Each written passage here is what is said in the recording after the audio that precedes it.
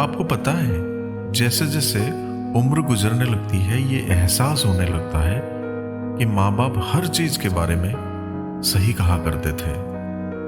हम अपनी जिंदगी में हमेशा ये सोचते हैं कि माँ बाप हमारी खुशियों को समझते नहीं। जब माँ बाप हमें किसी बात के लिए रोकते या फिर सलाह देते तो हम अक्सर नाराज हो जाते थे। अब समय बीतता गया, हम बड़े हुए और अपने घर से दूर, परिवार से दूर, रिश्ते नाते सब छोड़ के परदेश चले आए पैसे कमाने। अकेलेपन और संघर्ष के बीच वो सारे खुशियों के पल, बचपन की बातें सब याद आने लगती है। माँ का कहा एक एक शब्द कानों में गूंजता है कि बेटा हमेशा सच्चाई का साथ देना। पापा की सीख याद आती कि बेटा खर्च सोच समझ कर करना। समय बड़ा कीमती है।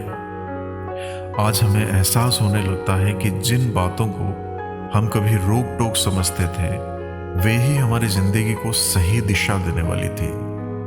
साथियों, जीवन में हमेशा दो चीजों पर नियंत्रण होना बहुत जरूरी है। पहला, आमदनी ठीक ना हो तो खर्चों पर, और दूसरा, जानकारी ठीक ना हो तो शब्दों पर। साथियों, एक छोटी सी कहानी सुनाता हूं। एक बार एक विद्वान संत ने भगवान से प्रश्न किया कि प्रभु, आप तो सर्वशक्तिमान हैं, फिर आप किसी को इतना सुंदर और किसी को इतना बदसूरत क्यों बनाते हैं?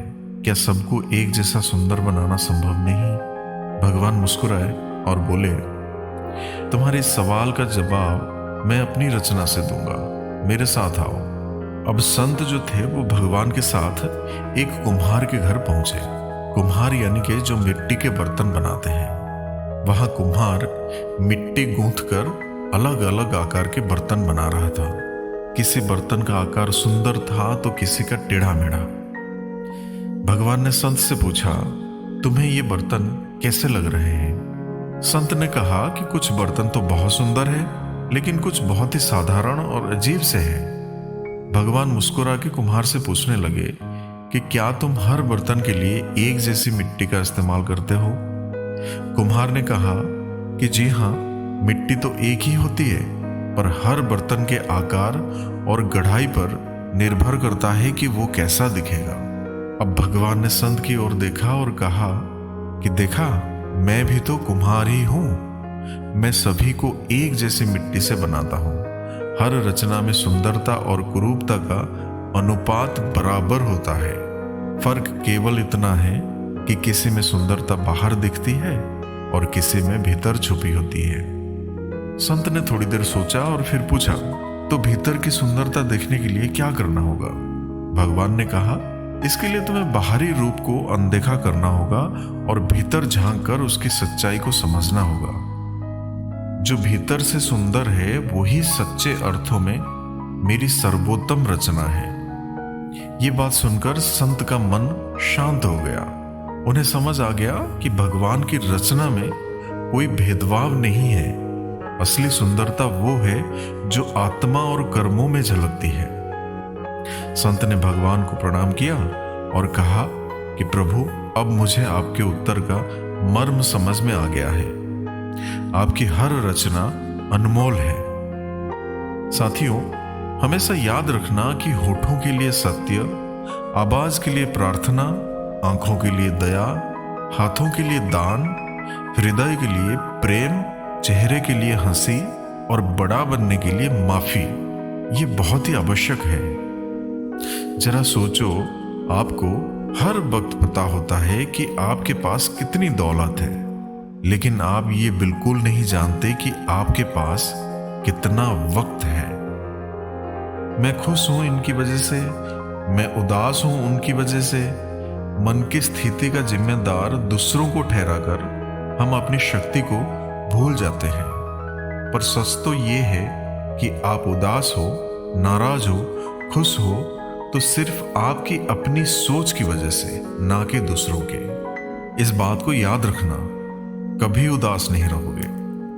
पता है, अगर कोई दुख है तो उसे स्वीकार करके देखो। छोटा मोटा दुख प्रयोग करके देखो, और स्वीकार कर लो। ऐसा मत सोचो कि मेरे ऊपर कोई विपदा आ गई है, कोई बहुत बड़ी मुसीबत आ गई है। ऐसा मत सोचो कि परमात्मा मेरे साथ अन्याय कर रहा है। शिकवा शिकायत नहीं लाओ, गिला मन में नहीं लाओ।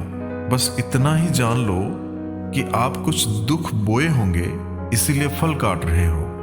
आखिरकार सब कर्मों का ही तो फल है जो हमें भुगतना ही पड़ता है। साथियों, ये जिंदगी कई रंग दिखाएगी, कभी रुलाएगी तो कभी हंसाएगी। जो खामोशी से सह गया वो निखर जाएगा, जो भावनाओं में बह गया वो बिखर जाएगा।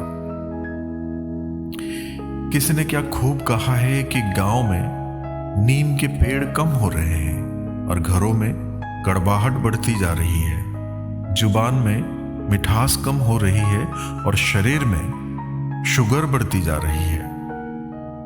किसी ने सच ही कहा था कि जब किताबें सड़क के किनारे रखकर बिकेंगी और जूते कांच के शोरूम में बिकेंगे, तब समझ जाना कि लोगों को ज्ञान की नहीं बल्कि जूतों की जरूरत है। साथियों, शास्त्रों में कहा गया है कि कोई भी व्यक्ति आपके पास 3 ही परिस्थितियों में आता है।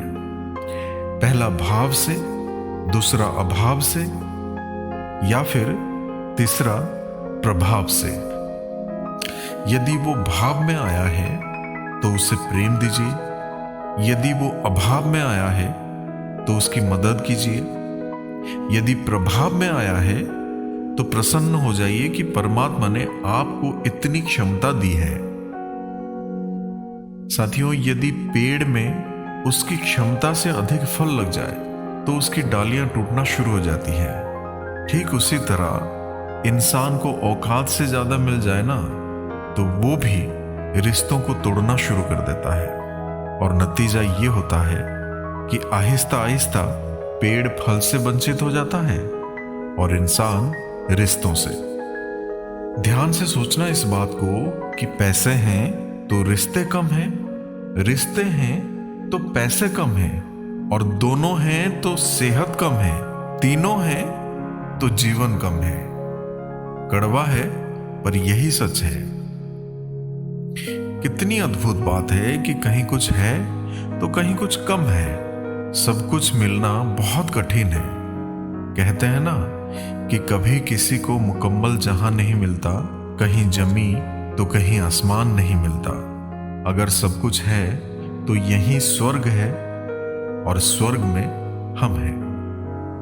आशा करते हैं आपको ये वीडियो अच्छी लगी होगी। वीडियो अच्छी लगी हो तो इसे लाइक और शेयर करें, चैनल को सब्सक्राइब करें। तो फिर मिलेंगे साथियों अगले कहानी के साथ। तब तक के लिए अपना ख्याल रखना और हमेशा हंसते मुस्कुराते हुए रहना।